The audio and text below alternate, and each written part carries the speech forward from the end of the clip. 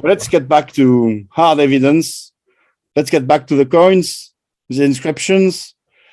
Let's get back to, for example, this coin from, he was minted between 644 and 656.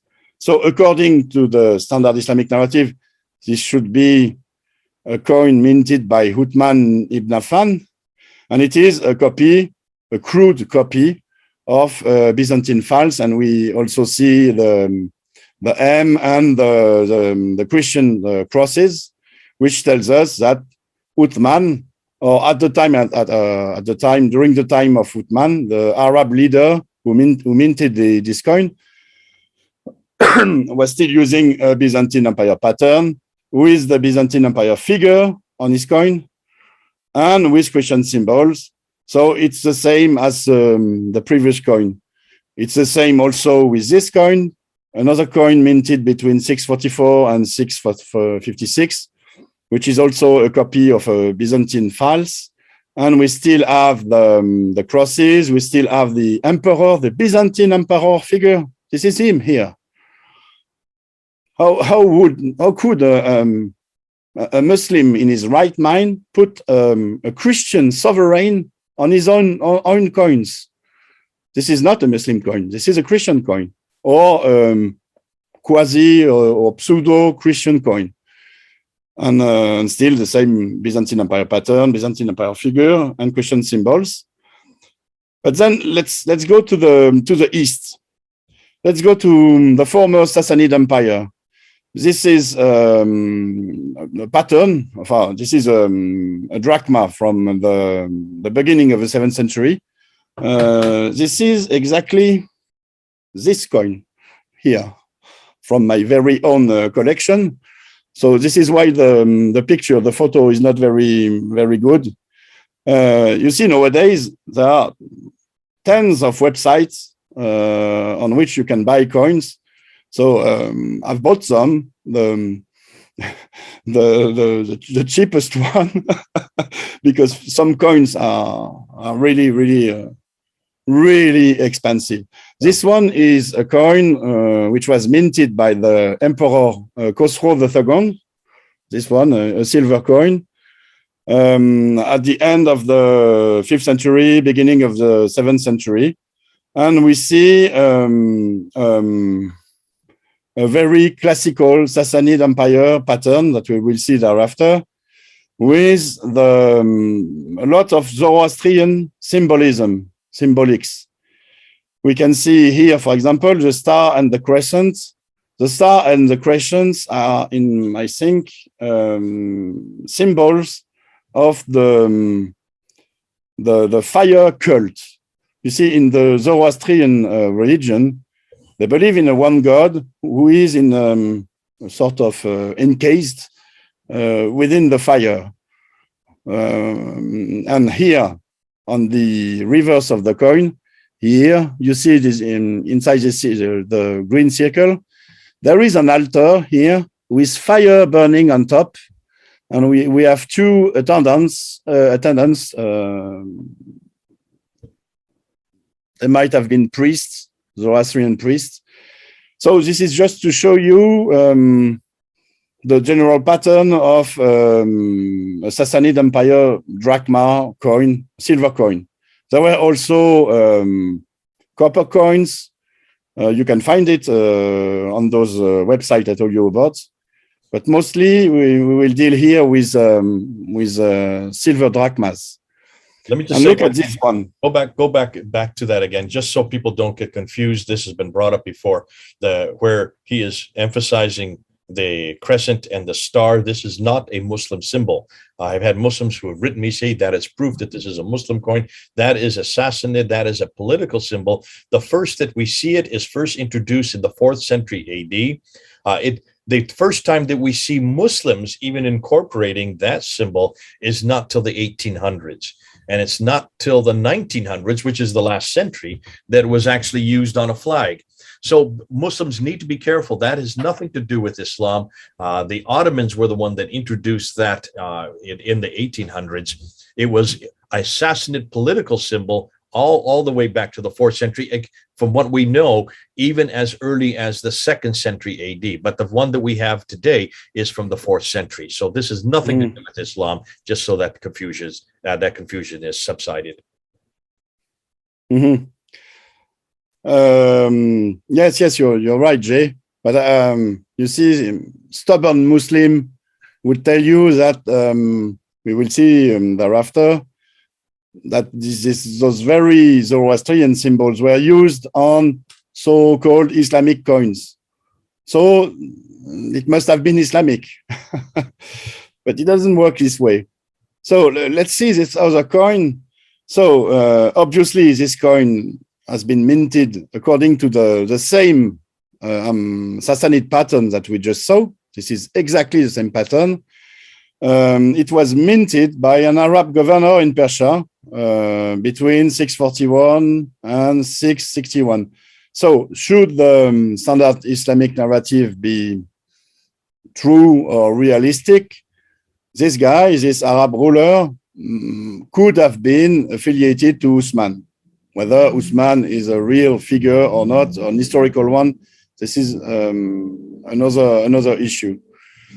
We see the exact same Zoroastrian symbolism, and it's much more clear here. We can see here, for example, the fire altar with the fire burning, the two priests or the two attendants to the fire, and also the crescents and the stars, and the figure of the emperor. It is the same. It is a copy of the figure of Khosrow II. But here we have some Pahlavi Persian inscription telling us that he is Yasgard III. This is supposed to be an Islamic coin, according to the standard Islamic narrative, because it has been minted in a supposedly Islam-ruled region in Persia.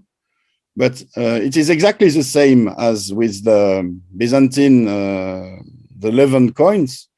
We have here symbolics that are anti-Islamic. That you cannot have a Muslim ruler putting some it's not a pagan worship, but putting some Zoroastrian symbolism on his coins. This cannot be. There is a flagrant contradiction here. This coin cannot be an Islamic coin, but it has been minted by an Arab governor in Persia, of which we can find the name in the Islamic tradition also.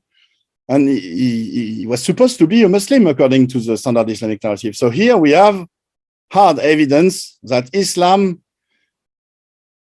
did not exist in the 7th century in Persia, as the standard Islamic narrative tells us. Okay, Odon, what about the Bismillah? Because that looks like that looks like Islamic to me. Bismillah.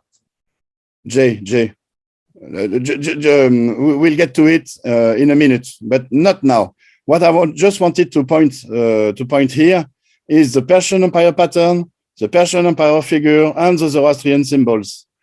We will get to the Bismillah in a minute, because here I want to introduce the Bismillah. I want to introduce that we find on the coins that the Arab rulers, the Arab leaders, make new claims to justify their power. We saw that they used in the Levant the very same coin, the copies of the coins of the Byzantine Empire.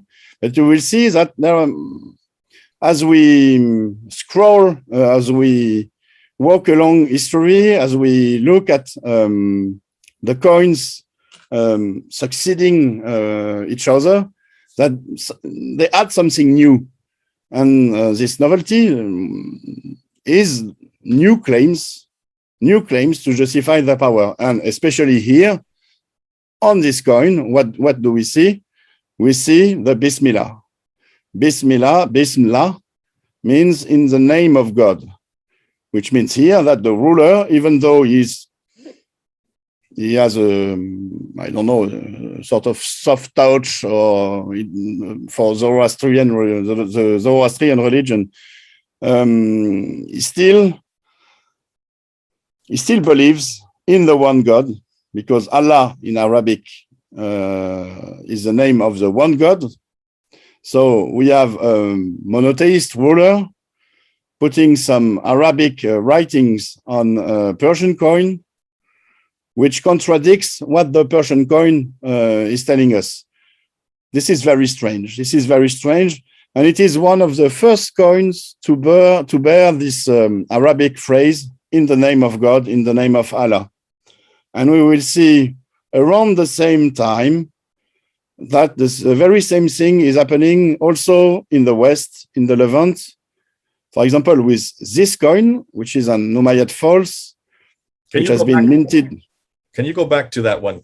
And I just want to go back to that real quickly, and then I want you to unshare, because I want to talk about something here that will help people. All right. Odon, let me just put this, because people will bring this up. And Muslims have said this in the comments when I have brought this up. Allah is uniquely the Quranic God. Therefore, he's the God of Islam, which today does make sense. I would suggest that today, in the 21st century, if you use the name, okay, let me finish. If you use the name Allah today, almost anybody would say that's the Islamic God. But in the 7th century, that makes no sense. And this is why you need to be careful that you don't impose today what we now consider to be the name of God in Arabic, which would be the Quranic name. Don't impose it back onto the 7th century, because it's not true, Odon, that everybody used in Arabic, every religion used the name Allah. So the Christians would have used the name Allah, the Zoroastrians would have used the name Allah, possibly the Jews would have used the name Allah for their God in Arabic. Am I correct? Yes, you are. Allah only means the one God. It doesn't mean the one God of Islam. It doesn't mean Islam at all.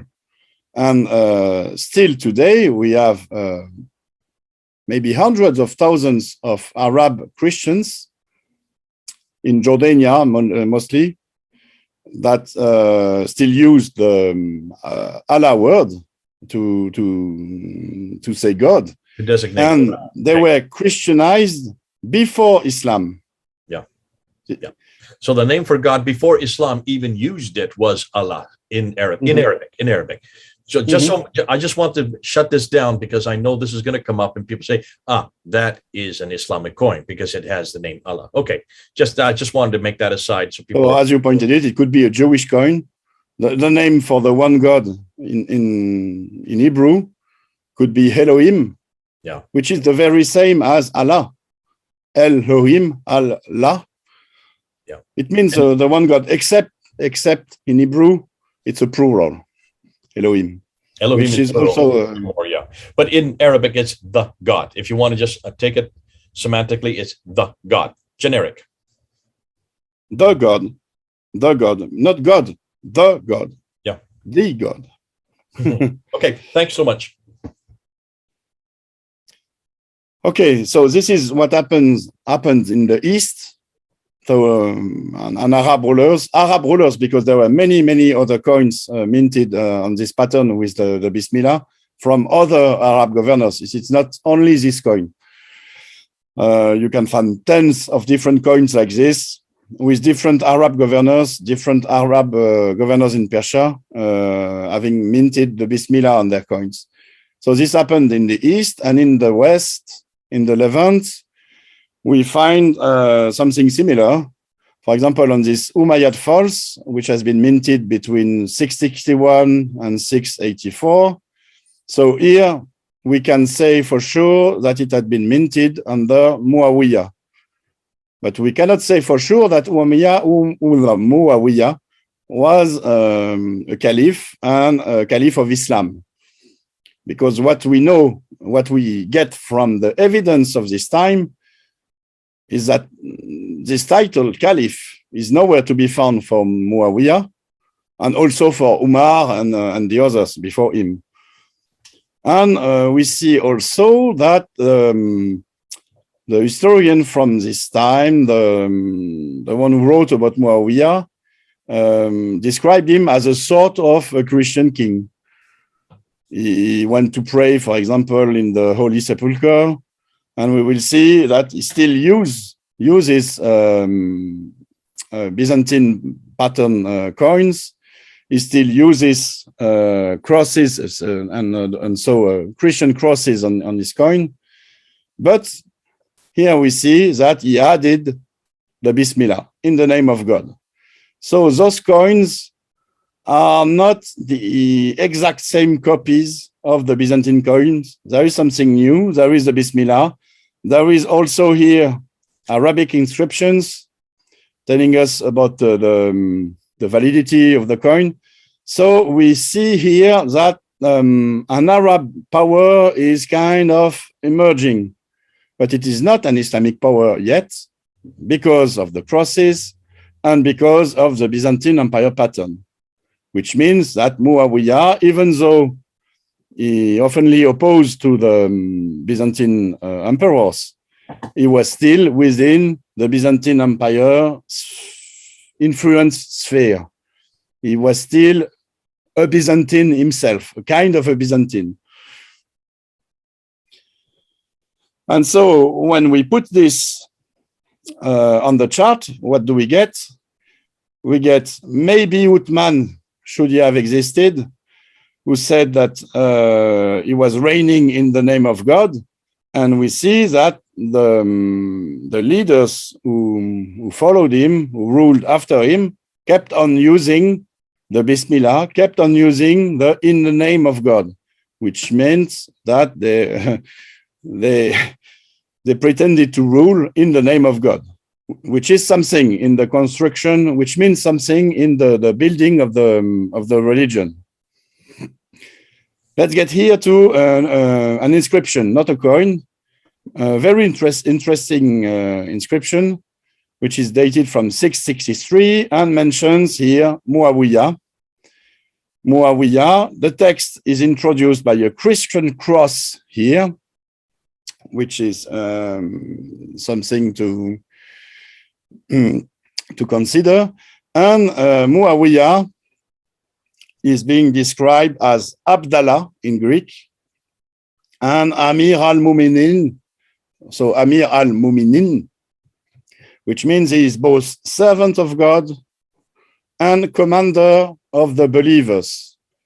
The Muminin can be translated as the believers, or can be also translated as the faithful, the one who have given faith to something. But when you are commander of the believers, it can mean also that you are that the believers are the one who have given faith to you. So the believers might be the sort of Praetorian Guard, or the one who are closer to the commander. But let's keep in mind this: Muawiyah is named servant of God and commander of the believers. But what do we see here? We see a Greek inscription. This is not an Arabic inscription. We see this is a Greek inscription with a Christian cross, which means that the Muawiyah's administration, Muawiyah's power was not an Arabic power, was not completely Arabic. It was mostly what we told about the decolonization and the countries that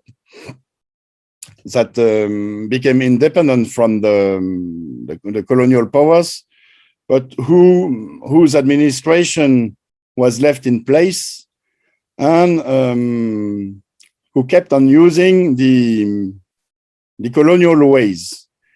Here we see that the territory Muawiyah was ruling over was not an Islamic one. It was still being administered according to the imperial fashions, imperial ways, with Greek-speaking employees speaking in Greek, writing in Greek, such as here. And so this was not Islam yet. People were not speaking Arabic. People were not Muslim. They kept on using crosses. And Muawiyah, he might have well have been the servant of the one God of the Islamic God, Allah, or the servant of a Christian Allah. So here also something very, very strange and a sort of contradiction to the standard Islamic narrative. Muawiyah is supposed to be the fifth caliph. He should have came after the four Rashidun caliphs. So Islam should have been implemented. Islam should be in place, yet it is not. And this is hard evidence to prove it. And we have other evidence like this.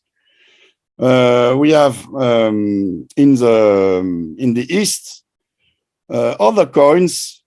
This one is still being minted with the Bismillah. And this one is interesting because we have the name Muawiyah, commander of the believers, here in a Persian script, here in the orange square. And we see that even though Muawiyah is the commander of the believers and claims to rule in the name of God, he still uses the Persian Empire pattern for his coins, with the Persian Empire figure, not his figure, but the Persian Empire's figure, the Persian Emperor's figure. So still, this is not Islam, even though he is commander of the believer and he rules in the name of God. Here we have another inscription on a big stone near Taif. This is an inscription commemorating the construction of a dam. So it's in Taif near Mecca in 678. And this is an inscription that depicts Muawiyah as being, again, the servant of God and the commander of the believers. This means something when you are both servant of God, which means the closest to God, and also the commander of the believers. When you put those two phrases together, it means that you are a sort of intermediary between God and man, which is a very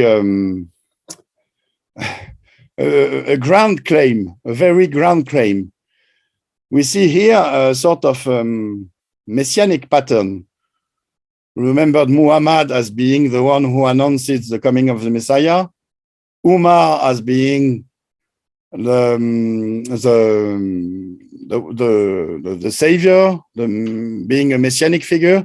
And here we keep on finding some messianic stuff. Muawiyah is claiming something that only the Messiah should be. The Messiah should be the intermediary between God and man. Here, Muawiyah is telling us, he's telling the world, for everyone to read, to see this inscription, that he is an intermediary between God and man. And we see also that Muawiyah, with this coin in particular, tries to, at the end of his reign, to take its independence from the Byzantine Empire. This coin is very interesting. It had been minted by Muawiyah himself, by Muawiyah's administration, probably around 678. And this coin was minted in order to pay a tribute to the Byzantine emperor. And he did so by minting a de-Christianized imitation of a gold coin from Byzantium. This coin, exactly. Here you see, this is a coin which was minted by the Emperor Heraclius before this one. And this is a mockery. This is a statement of mockery because the de-Christianization that we can see on this cross is about taking off the crosses from the emperor and from his sons, and also on the reverse, putting instead of having a fully fledged cross, Byzantine cross, like it should be, we have a bizarre. It's not a cross; it's the staff with the bar here. One could say it's a toe cross, but no, I think it's a mockery. And the mockery goes so far as to imitating the Greek inscription around the fake cross. Here, for example, we have Konob written here. You can see almost the same here on the Byzantine coin. Konob means it means Constantinople. It means it has been minted in Constantinople. So this is a fake, obviously, and really it shows that Muawiyah mocks the Byzantine emperor, mocks the Byzantine Empire itself, and tries to say, I am my own ruler. I don't abide by your Christian views anymore. I am potent enough to try to have this mockery at you. But this did not went well. The emperor refused the coins. He refused that the tribute would be paid to him with those coins. And he forced Muawiyah to mint regular Byzantine coins to pay him. So on the graph, if we put Muawiyah here, we see that Muawiyah kept on ruling in the name of God, but he pretended to be an intermediary between God and man. And so we see here that the Arab rulers kind of added new layers of justification to their powers, and they become more and more like the Messiah himself. They rule in the name of God, and they are intermediaries between God and man. So let's see this very interesting coin. This coin, obviously, is also a Byzantine coin, a copy of a Byzantine coin.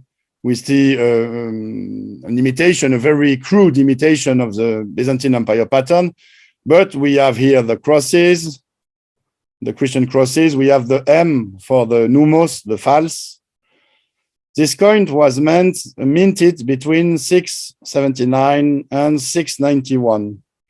So by an Arab tribe, the Ghassanids. It bears the name Banu Numan, according to, I think it's Clive Foss again. I should have put the reference here. But there is something very, very strange about this coin, that this inscription, in Arabic, it's MHMD Muhammad, on a Christian coin. What does it mean exactly? Who is the Muhammad? What does Muhammad mean for the people who minted this coin? What does it mean to put the Muhammad phrase, the Muhammad word, on a coin with crosses and with Christian symbolism? Does it mean that the leader, the Arab ruler who minted this coin, claimed to be himself a Muhammad? Usually, when we see things on a coin, it relates, it points at the sovereign. For example, here, this is a copy of a Byzantine coin, but we have here an image of the Byzantine emperor. So who is this Muhammad? Is he the Byzantine emperor? Is he the ruler who used the Byzantine emperor figure to mint his coins?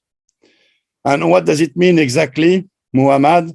We saw that he was the coveted one, the desired one. Does this mean that there is a new Muhammad in town, a new precursor to the Messiah, someone new who claims that the Messiah will come, that is coming is imminent. This coin is very, very strange, and it does not fit at all the standard Islamic narrative. Such a coin is an heresy for for a Muslim mind, and it exists, and it shows us real hard evidence that Muhammad was not what the standard Islamic narrative told us. Should he have been the prophet of Islam, a coin like this should never have existed. Yet it exists. This is not an invention. This is hard evidence from the 7th century, which tells us that the standard Islamic narrative is very wrong. So what can we make of it in our graph? The Ghassanids were not rulers, were not were only a tribe, a big tribe, but not but they did not rule over the Levant or the East. So what can we make of this? Is this a new title for rulers? We don't know. The only thing we can gather from it is that maybe the Hassanid ruler claimed to be a new Muhammad himself, a new precursor, or maybe it was Jesus. Maybe it was Jesus himself who was named Muhammad, because after all, it is a Christian cross. It is a Christian coin, with Christian crosses. And so the coveted one in a Christian mind might have been Jesus himself. And this hypothesis, I think, is relevant, but not as relevant as the hypothesis of a new precursor, someone new who announces the coming of the Messiah. And I think the answer to this question lies with another coin, which appeared almost during the same time, which was minted by Abdallah ibn al-Zubayr. Abdallah ibn al-Zubayr was an Arab ruler in the east, in the region of Bishapur, I think. So nowadays it's between Iran and Iraq. And he minted a very strange coin. It is obviously almost always the same Persian Sassanid empire pattern with Zoroastrian symbols, the same, very same as before. We have the Bismillah. So this ruler claims to rule in the name of Allah, but we have something new here. We have the phrase Muhammad Rasulullah. It's written here in orange, and you can see it here. Muhammad Rasulullah. What does it mean exactly? What does it mean when we find this on this type of coin, a Persian Empire pattern coin with the Persian Empire figure, with Zoroastrian symbols? Is the Muhammad here the Muhammad of Islam? I don't think so. I think we have to look into this phrase, Muhammad Rasulullah, and try to understand what it could have meant at the end of the 7th century. Bear in mind that nowhere else do we find traces of Muhammad as the prophet of Islam during this time. Nowhere else. On no inscription, on no other coin besides maybe the Hassanid coin that we just saw. So what does it mean? What does it mean exactly? I think we have to go back to the meaning, the Hebrew and Aramaic meaning I told you about, which is the coveted one. According to the standard Islamic narrative, of course, when a Muslim sees such a coin, he would say, this is the most Islamic coin of all because there is the Shahada in it, Muhammad Rasulullah. But could it be an Islamic coin with all those Zoroastrian symbolics, and with the Persian emperor figure, and with the Persian empire pattern? I don't think so. I think, according then to linguistics the linguistics that we saw before, and also history, as I told you, we have no other trace of Muhammad as being Rasulullah. I think here Muhammad is not a name; it is a title, and excuse me, not a title, a passive participle, which means not Muhammad is sent by God, but the one sent by God is Muhammad, which is he is to be desired, he is to be coveted, he is to be loved, or even worshipped. So the phrase Muhammad Rasulullah could mean, may the one sent by God be worshipped, loved, coveted, desired. And when we looked at this phrase like this, it relates to the biblical messianic acclamation. In the Bible, in the Psalm 118, we have this verse, blessed is he who comes in the name of God. Blessed is he who is sent by God. When Jesus entered Jerusalem, he was recognized as the Messiah by the Jewish crowd, who shouted, blessed is he who comes in the name of the Lord. Blessed is he who is sent by God. We have many, we have this in every gospel, and we have something more when Jesus tells his followers, his disciple, in Matthew 23, for I tell you, you will not see me from now on until you say, blessed is he who comes in the name of the Lord. This is very, very close to the phrase Muhammad Rasulullah. This is very close to may the one sent by God be desired, be worshipped. And I've checked with Aramaic specialists.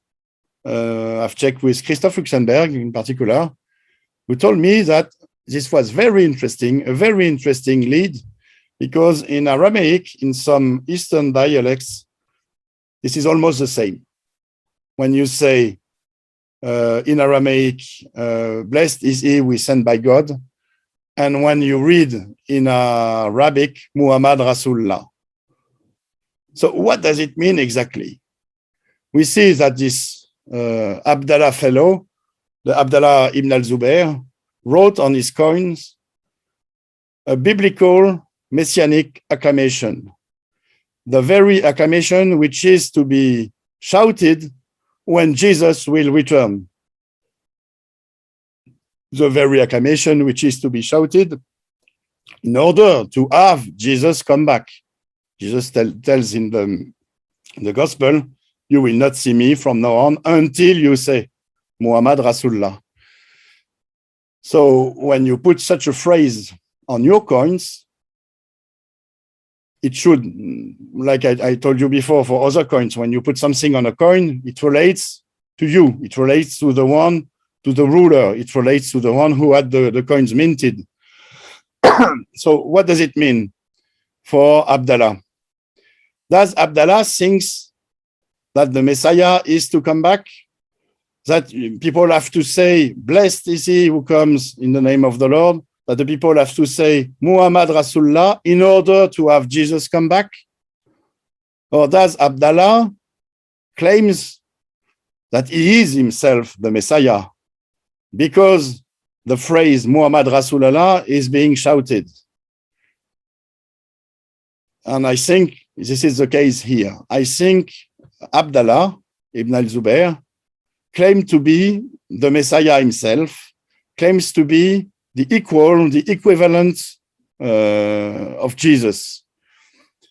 He is an Arab leader who opposed to the Umayyads.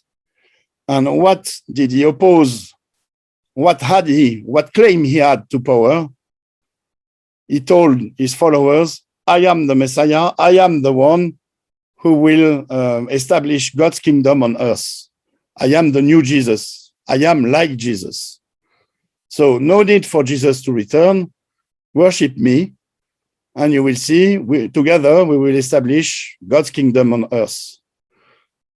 And this is something very, very ground, very new. And let's put it on the graph like this. So here we see the succession of Arab rulers, and we see the novelty. We see something brand new with Abdallah ibn al-Zubair, with this Muhammad Rasulullah inscription, this messianic acclamation for the one who is sent by God. We see that the ruler identifies himself with the Messiah as being the coveted one, the worshipped one, and as being the one sent by God. And here, when we look at the layers of claims to power in the name of God, intermediary between God and man, identification with the Messiah as a Muhammad and as God's envoy, God's apostle, it kind of looks like Islam. It's not Islam yet, because we do not have the prophet of Islam, but we see something approaching Islam, something with an Islamic flavor in it. It's not Islam. Islam is yet to come, but we see how layer by layer Islam builds itself. So what I propose, Jay, is to make a little break and to continue the presentation thereafter with Abdul Malik, the Umayyads, and the Abbasid Revolution. Okay, let's go ahead and unshare. Listen, thanks, Odon. This is a good way to get started. I've asked you to go through the coins and to unpack them for us. You have used an awful lot of your own study. You have looked also at Volker Pop's material, and you've also been coming to and looking at it from within the 7th century, something we all need to do. And this is what a huge frustration we have with so many scholars today. They still want to keep imposing the 9th and 10th century. Why don't we just look and see what's happening politically, what's happening theologically, what's happening religiously on the ground, and then interpret the coins that are from the same time period and from the same area? And you've done that. And you looked at the coins, the graph that you have there, you're looking at, and you used the names from the standard Islamic narrative. That will confuse a few people because you use the name Umar and Uthman. Don't worry about it. He's doing that to show a time period. He's not saying that this is the Umar of Islam, the standard Islamic narrative, or the Uthman of the standard Islamic narrative. But you did go through and they showed the sequence. And you're starting that by showing that in the West, over here in the West, you have all these Byzantine client states, is maybe probably the way we use it in English. These are subsidiaries. They are still having to pay tribute to the Byzantine power, which is up there in the northwest. And so they are using the coins that the Byzantines have left behind. The mints are still there. The mints would still be pouring out all of these coins, but they do change them. They now start adding their Arabic symbols, and they start adding their Arabic reference points, and they start adding their Arabic phrases. And what's fascinating is, if, according to the standard Islamic narrative, all of these coins should be Muslim.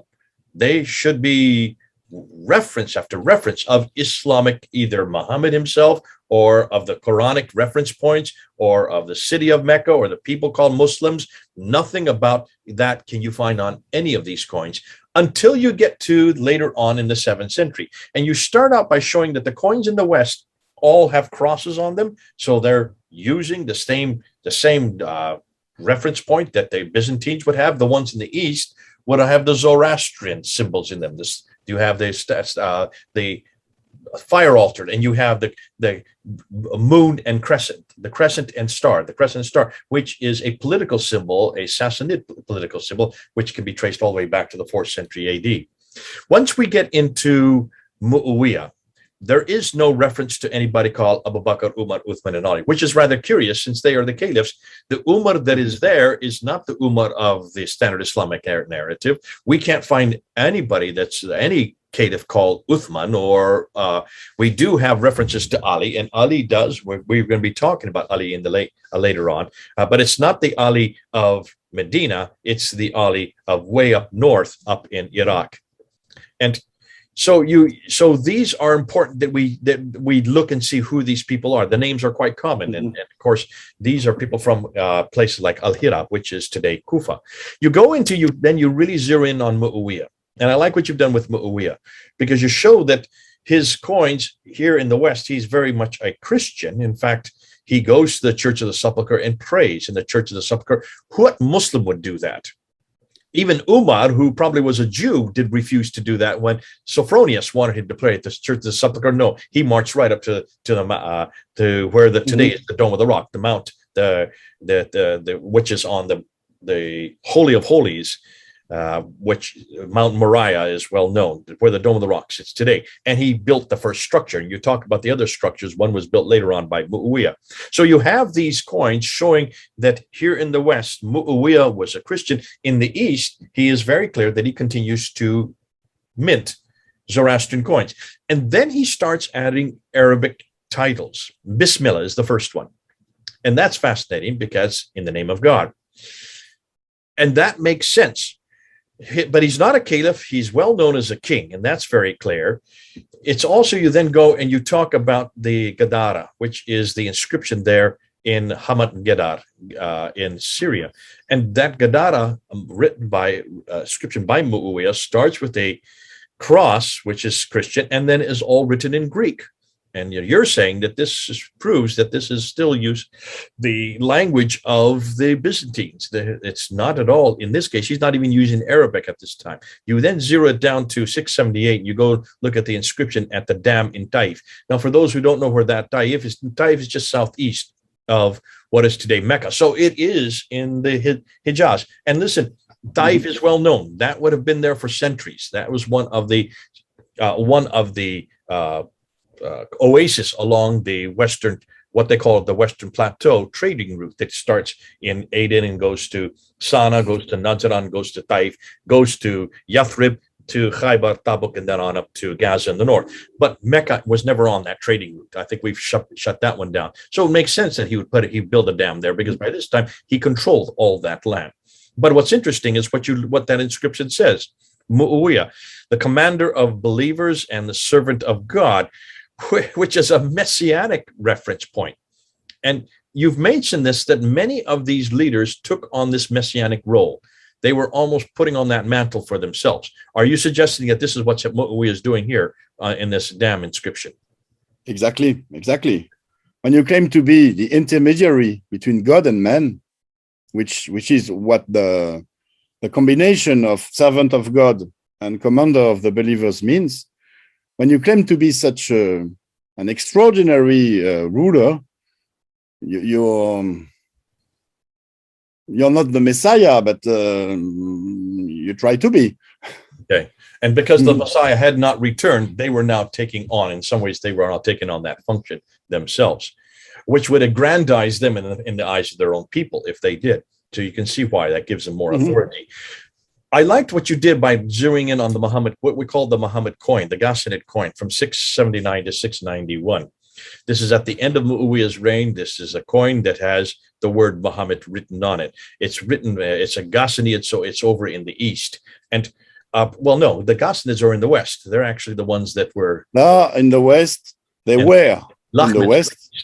The Lahmid were in the east, in Mesopotamia. The Ghassanids were the traditional auxiliaries of the Byzantine Empire at the frontier between Persia and the Byzantine Empire. Okay, so they're over here in the west. And what's interesting, this word Mahmad here, but it's very much a Christian coin. It has the cross on it. So what's Muhammad's name doing on that Christian coin? And that's the question you ask. Could this be a messianic figure? Could this also be a reference to Jesus? And what you then do is you then look at Zubair's coin in 685. Zubair was a governor. Now, was he a governor under Abdul Malik in Kufa, was he a governor in Petra? Kufa would be in the east, Petra would be in the west. I think he was a governor much farther east in Bishapur. Bishapur. Okay, so you're saying Bishapur. And the thing with Petra what is very interesting. It's Gibson's hypothesis. We should maybe discuss about this later. Some other time, but, we have no hard evidence that he was in Petra. I think he might have been in Petra, but it is all a conclusion of a very critical analysis of the standard Islamic narrative. Okay. The standard Islamic narrative tells us about the wars between the Zuberids, the partisans of Abdullah ibn Zubair, and the Umayyads. And that it also tells us that he was supposed to be the governor of Mecca, which contradicts the evidence that we have from his coins, because his coins were minted much more farther east in nowadays Iran. So what was he doing in Mecca when he was supposed to rule in Iran? Yeah, okay. So, but he was opposed to the Umayyads, so I think it is very probable that he went along Mesopotamia with his troops to oppose the Umayyads. And what do we have here? We have Petra, but this is another story, another issue. We can do that later, but another time. Let's get back to the coin, because it's this word Muhammad, the Rasulullah, that you really zeroed in on, that phrase, Muhammad Rasulullah, which is second half of what we know as the Shahada. The Shahada was then introduced by Abdul Malik in 692 and 691. We're going to get that in the next episode. So he has this phrase, Muhammad Rasulullah, and what you say, you need to look and see what it meant back then, not what it means today. Today, it's very clear. It means Muhammad, the prophet of God, the servant of God, and that's why today we need to be careful that we don't envoy the apostle. It doesn't mean prophet. It doesn't mean prophet. Rasul is not prophet. Okay, Rasul is the one who is being Muslims sent. say that today. Today, Muslims would say it is prophet of God. This is what they always tell me. So I have to go, and that's why most Muslims will say, "See, that is Muhammad, the prophet of God." It's referring to the prophet, and that again is this is something that happens all the time. We want to look at what we know today in Arabic, and we want to impose it back onto what was happening there. Just like we said, that discussion we had with the name Allah.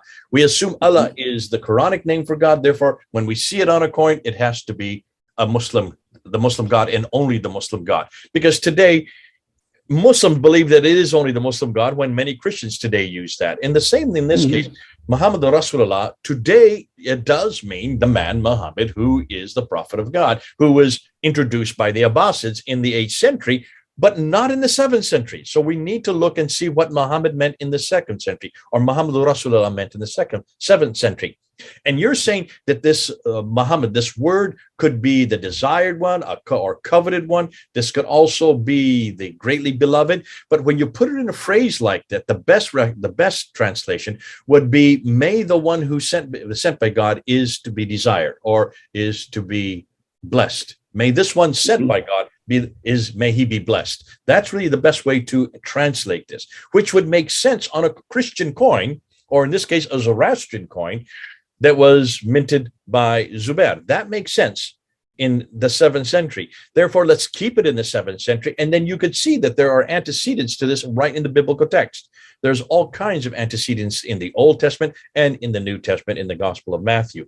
So this could be a messianic title. This could be either Zubair is taken on that title for himself, because as you've said many times, many of these rulers, that's how they would aggrandize himself, give authority to themselves. He could be talking about himself, or he could be talking about Jesus. We just don't know, because we're not there in the 7th century to ask him.